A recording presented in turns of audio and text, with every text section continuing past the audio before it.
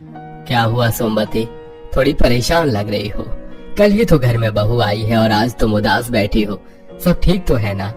आप तो जानते हैं कि आज हमारी बहू की पहली रसोई की रस्म है और घर में कुछ भी अच्छा खाने के लायक नहीं है। सिर्फ थोड़े से दाल चावल और आटा रखा हुआ है।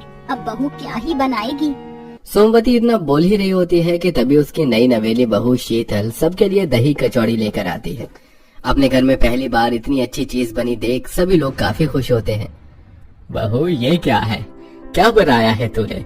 खुशबू तो बहुत बढ़िया आ रही है। पिताजी, वो रसोई में ज्यादा कुछ था नहीं बनाने के लिए, बस कल रात की बची हुई दही रखी हुई थी तो मैंने सोचा आटे से कचौरी बनाकर उस पर ठंडी ठंडी दही डाल दूंगी और दही के साथ कुछ मसाले भी। मैं अपने मायके में अक्सर महीने में 1 से 2 बार ये दही कचौरी बनाया करती थी। सभी लोग जैसे ही नई बहू की पहली रसोई में बनाई हुई दही कचौरी खाते हैं तो उन्हें वो काफी ज्यादा पसंद आती है।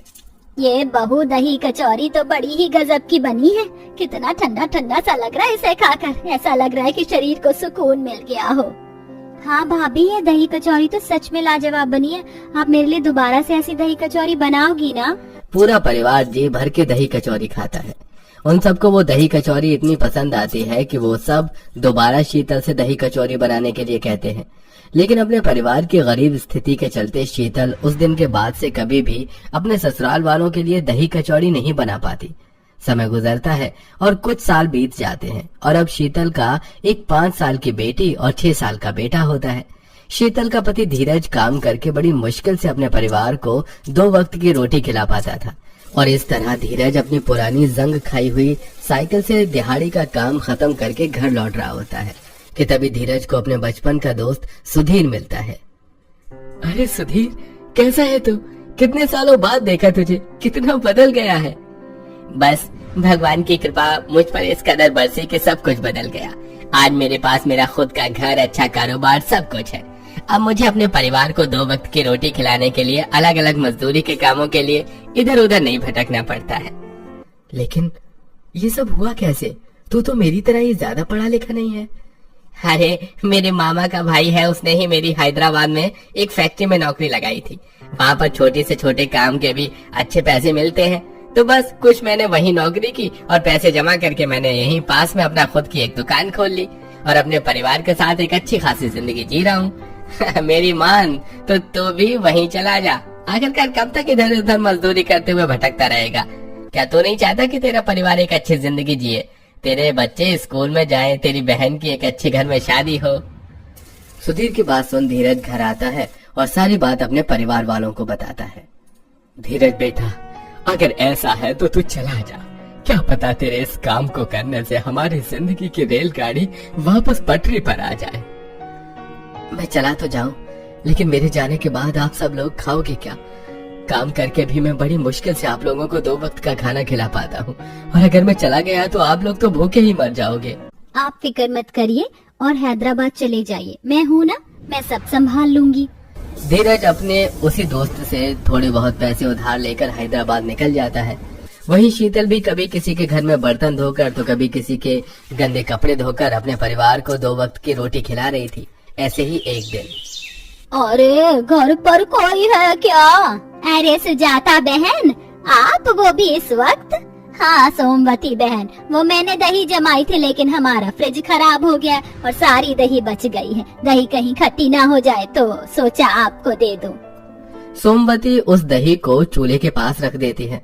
काम से आने के बाद शीतल उस दही को देखकर उससे कढ़ी बनाने का सोचती है कि तभी शीतल की नंद उर्मिला आती है। भाभी, आप इस दही से क्या बनाने जा रही हो? सोच रही हूँ कढ़ी बना देती हूँ। अरे नहीं भाभी, आप कढ़ी रहने दीजिए। आपको याद है जब आपकी पहली रसोई की रस्म थी तो आपने हमको कुछ बनाकर खिलाया था? हाँ, दही कचौरी। आप हमारे लिए दोबारा से दही कचौरी बनाओ ना। मेरा इतने सालों से आपके हाथ की बनाई हुई दही कचौरी खाने का मन कर रहा है, प्लीज बना दो। उर्मिला के कहने पर शीतल उसे दही से कढ़ी बनाने के बजाय सबके लिए एक बार फिर इतने सालों के बाद दही कचौरी बनाती है, जो फिर से उसके ससुराल वालों को काफी पसंद आती है। माँ, ये तो आपने दही कचौरी बनाई है ना, ये तो बहुत अच्छी बनी है। देखो आज मैंने अपनी पूरी प्लेट खाली कर दी। इतने सालों बाद तेरे हाथों की दही कचौरी खाई है, वैसा ही स्वाद है इसका जैसे 6 साल पहले था। बहू, जब 6 साल बाद हमें तेरी बनाई हुई दही कचौरी इतनी पसंद आ सकती है तो और लोगों को क्यों नहीं। मेरी मान, तू अब लोगों के घरों में काम करना छोड़ और ये दही कचौरी बेचना शुरू कर। लेकिन माँ जी, दही कचौरी बेचना इतना भी आसान नहीं। आटा वगैरह का तो हम जैसे तैसे करके फिर भी इंतजाम कर लेंगे, लेकिन दही का क्या करेंगे? दही तो इस वक्त बहुत महंगा चल रहा है। तो उसकी फिक्र मत कर, मैं कहीं से भी दही का इंतजाम कर दूंगा। 50 साल की बूढ़ी उम्र में राजेश गाय के तबेलों के साफ सफाई का काम करता है, जिससे उस तबेले का मालिक 1-2 किलो दूध देता है। और अब शीतल उस दूध से घर में ही दही जमाती है और दही कचौड़ी की लगभग सारी तैयारी कर लेती है। दही कचौरी की तैयारी तो फिर भी हो गई, लेकिन हम इसे बेचेंगे कैसे? हमारे पास तो कोई ठेला ही नहीं है। इनकी साइकिल तो है ना, हम उसी साइकिल पर दही कचौरी बेचेंगे।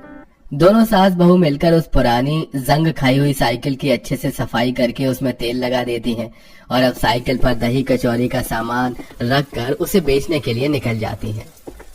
आइए आइए और इस कड़कती धूप में ठंडी ठंडी दही कचौरी खाइए। सिर्फ 30 रुपए प्लेट, 30 रुपए प्लेट। ऐसी खट्टी मीठी करकरारी दही कचौरी आपने इससे पहले कहीं नहीं खाई होगी। आइए आइए। दोनों सास बहू को दोपहर से शाम होने को आ जाती है, लेकिन एक भी कस्टमर उनकी दही कचौरी खाने के लिए नहीं आता। और अगर एक आध आता भी है कोई तो अगर मुझे दही कचौरी ही खानी थी तो वो तो मैं घर में ही बनवा लेता, मैं बाहर दही कचौरी खाने के लिए थोड़े ना आया हूँ। दोनों सास बहू को पूरे 2 दिन हो चुके थे, लेकिन किसी ने भी इस दही कचौरी को नहीं खरीदा था। माँ जी, अगर आज हमारी दही कचौरी नहीं बिकी तो हम कल से ये काम बंद कर देंगे। शीतल इतना बोल ही रही होती है कि तभी एक कस्टमर उनकी दही कचौरी खाने के लिए आता है। दीदी, 1 प्लेट दही कचौरी तो लगा देना, और हाँ, थोड़ा चाट मसाला एक्स्ट्रा ही डालना। दोनों सास बहू कचौरी तोड़कर उसके ऊपर दही, लाल हरी चटनी, मसाले और थोड़ी बहुत नमकीन डालकर उस कस्टमर को देती हैं। तो वो कस्टमर जैसे ही दही कचौरी का पहला निवाला खाता है, वाह दीदी, क्या दही कचौरी बनाई है आपने, मैं तो आपकी दही कचौरी का फैन हो गया। इससे पहले मैंने जितनी बार भी दही कचौरी खाई थी हमेशा वही बासी दही कचौरी खाई थी, लेकिन ये तो बहुत ज्यादा टेस्टी है, मजा आ गया। अपने पहले कस्टमर से ही इतनी तारीफ सुनकर दोनों सास बहू का खोया हुआ आत्मविश्वास वापस आ जाता है। धीरे धीरे अब दोनों सास बहू के पास दही कचौरी खाने के लिए कस्टमर आने लगते हैं, लेकिन पूरे दिन में मुश्किल से 10 से 12 कस्टमर से आते हैं, जिससे उन दोनों सास बहू की कुछ खास कमाई नहीं हो पाती। माँ जी, हमारी कमाई तो हो रही है, लेकिन जितना सोचा था उससे आधा। ऐसे तो हम लोग क्या ही अपना घर चला पाएंगे। 1 हफ्ता गुजर जाता है, लेकिन उन दोनों सास बहू की कमाई में कोई भी बढ़ोतरी नहीं होती कि तभी एक कस्टमर जो उनसे दही कचौरी लेकर खा रहा होता है। अरे काकी, दही कचौरी यहाँ फुटपाथ पर बेचने की बजाय जो रोड पर सिनेमा हॉल बना है ना, वहाँ क्यों नहीं बेचती? वहाँ बहुत सारे फूड स्टॉल हैं और सबकी काफी अच्छी कमाई होती है। एक बार आप वहाँ भी जाकर देख लीजिए। उस कस्टमर की बात सुन दोनों सास बहू अगले दिन से ही सिनेमा हॉल के बाहर अपनी दही कचौरी की साइकिल लेकर जाती हैं। जहाँ पहले उनकी दही कचौरी को खत्म होने में सुबह से शाम हो जाती थी, वहीं आज उनकी दही कचौरी सिर्फ कुछ घंटे में ही खत्म हो जाती है। अरे वैसे तो मैं तुमसे बहुत नाराज था, लेकिन तुमने मुझे इतनी टेस्टी दही कचौरी खिलाई कि मेरा सारा गुस्सा ही खत्म कर दिया। आसपास के कई सारे लोग दही कचौरी खाने के लिए उन दोनों सास बहू के पास ही आया करते थे। अब उनकी कमाई भी अच्छी होती है और वो लोग 2 वक्त का खाना भी अच्छा खा रहे थे, लेकिन इतने महीने गुजर जाने के बाद भी धीरज अभी तक घर नहीं लौटा था। बहू तू ठीक तो है ना? मुझे उनकी बहुत याद आ रही है, न जाने वो कब आएंगे, कहीं वो हमें भूल तो नहीं गए।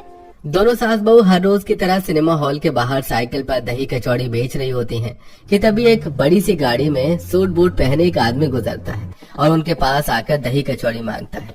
दोनों सास बहू जैसे उस आदमी को देखते हैं, उनकी आंख से खुशी के आंसू निकलने लगते हैं, क्योंकि वो आदमी कोई और नहीं बल्कि धीरज था। अरे, मुझे भी 1 प्लेट दही कचौड़ी मिलेगी? धीरज बेटे, तू आ गया। कितना समय लगा दिया तूने आने में। पता है हम आपको कितना याद करते थे। हाँ, तो मैं जल्द ही जाता, लेकिन मेरा काम मेरे मालिक को इतना पसंद आया कि उन्होंने मुझे सिर्फ कुछ ही हफ्तों में फैक्ट्री का मैनेजर बना दिया। मैं अपने घर में हालातों को ठीक करना चाहता था, इसलिए कुछ वक्त और वहाँ काम किया, और आज भगवान की कृपा से मेरे पास बहुत कुछ है। मैंने हम सब के लिए यही पास में एक बड़ा घर भी ले लिया है। धीरज अपने पूरे परिवार को अपने नए घर में ले जाता है। इतना बड़ा और शानदार घर देखकर सभी लोगों की आंखों में खुशी के आंसू होते हैं। इसके बाद अब धीरज यहीं अपने शहर में अपना बिजनेस संभालता है। वहीं दोनों सास बहू दही कचौड़ी का एक रेस्टोरेंट खोलते हैं और आज भी उनकी दही कचौड़ी खाने के लिए लोग काफी दूर दूर से आते हैं। दोस्तों, आपको फास्ट फूड में कौन